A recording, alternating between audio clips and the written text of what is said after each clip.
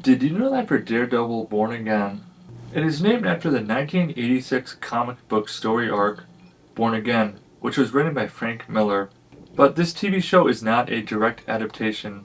Elements of the arc had already been adapted into Season 3 of the Netflix Daredevil series. So Season 2 of Daredevil Born Again has wrapped, and for me personally, I liked Season 2 a lot, but I felt Season 1 was a lot stronger, a lot better, but there's still a lot of stuff in Season 2 that I liked.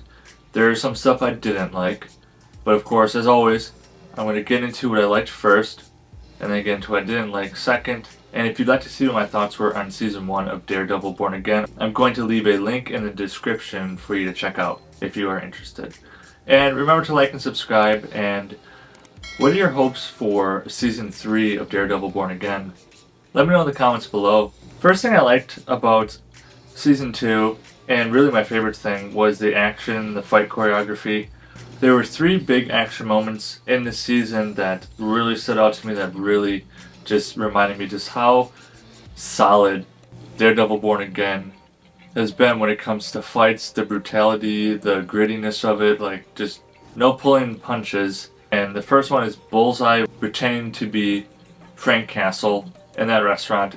It called all the anti-vigilante task force down there, and he took them all out just using kitchen utensils and food. Like, Bullseye really was my favorite character this entire season, easily. Like, his character is so well written, so well portrayed, and I just can't wait to see more of him in Season 3. But every time Bullseye was on the screen, I just sat up and I paid attention, because he is a lot more complex than he lets off to be.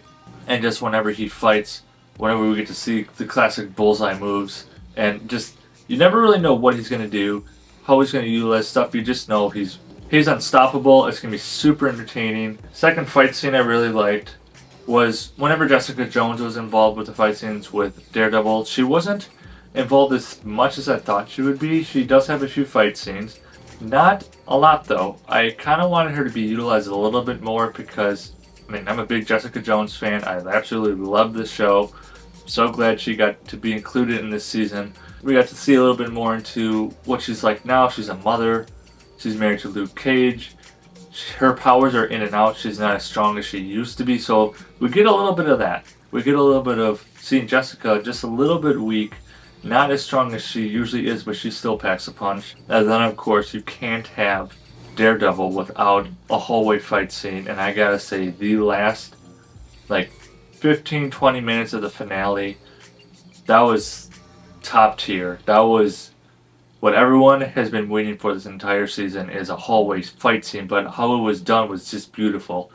You have Daredevil, Jessica, and Angela.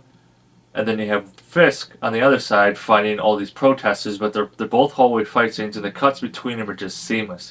They're just amazing. Just, you're in the action. The brutality is there. The grotesqueness is there. Like, they're absolutely unleashed.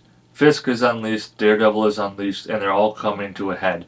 This whole season has been building up to that, and I was very happy with that. The finale was a little disappointing, but that last 20 minutes really made up for it. Really got me like, okay, that's what I've been waiting for. That's what we all want to see. And I can't wait to see more of that. Hallway fight scenes are never going to get old for me. Like, first time I saw them in the original Daredevil show, I'm like, these are something special. The fight choreography is just off the charts. And I absolutely love that scene. Second thing I liked about part 2 were the characters and some character developments we get. We got a lot of returning characters, but there were a few new characters that came in that I really started to enjoy, really started getting attached to. A couple of them I'm very intrigued to see what happens with them in Season 3. The biggest character I liked this season was Daniel. It took me a little while to get used to him, to kind of get acquainted. You know, him starting out, I didn't really know what direction they're going to go with him, but Michael Gandolfini really showed his acting chops like the last couple episodes. His death really hurt. His death really sucked. A lot of people love Daniel.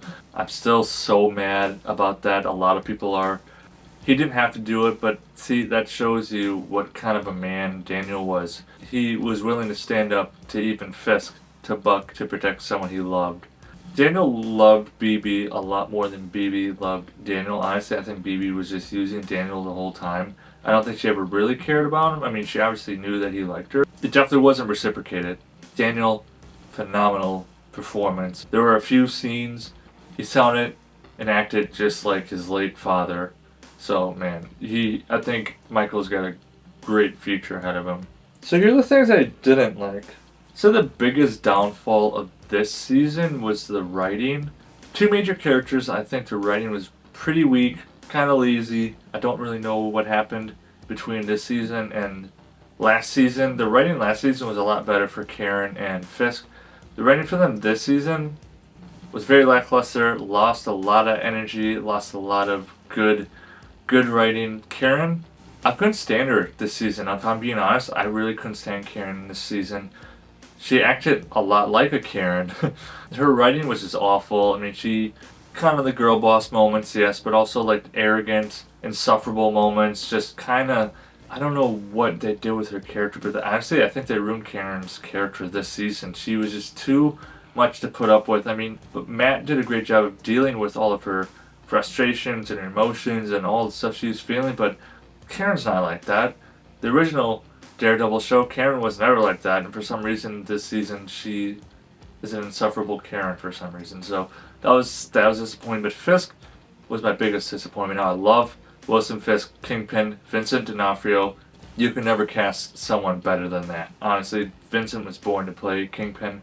But how he was written the last couple episodes kind of took away from who he is. Like, in the comics, Kingpin is formidable. But the last couple episodes, right after Vanessa passed away, the writing for Fisk changed and became weak.